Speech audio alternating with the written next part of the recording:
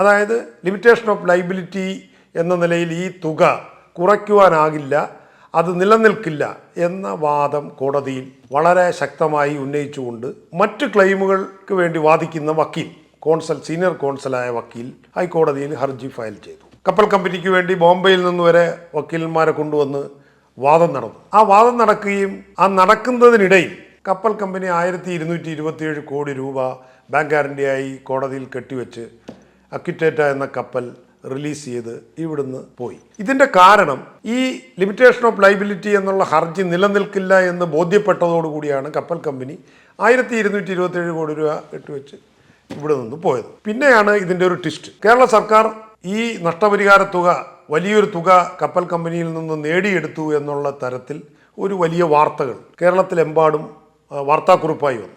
യഥാർത്ഥത്തിൽ സംഭവിച്ചെന്താണ്? 9532 കോടി രൂപ ക്ലെയിം ചെയ്ത സ്ഥലത്ത് 1227 കോടി രൂപയാണ് ലഭിച്ചത്.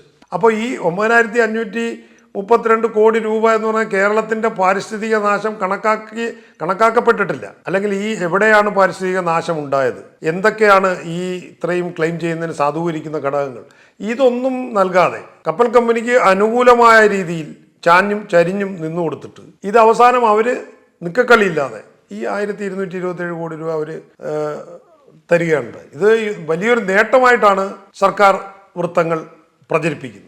യഥാർത്ഥത്തിൽ സംഭവിച്ചത്, ഈ കപ്പൽ ഇപ്പോഴും കടലിൻ്റെ അടിത്തട്ടിലുണ്ട്. കടലിൻ്റെ അടിത്തട്ടിൽ ഈ കണ്ടെയ്നറുകളുമുണ്ട്, ഈ ക്രൂഡ് ഓയിലുമുണ്ട്, അതുപോലെ തന്നെ ബങ്കർ ഓയിലും എല്ലാം അടിത്തട്ടിലുണ്ട്. മാരകമായ കെമിക്കലുകൾ അടങ്ങിയ കണ്ടെയ്നറുകളുണ്ട്.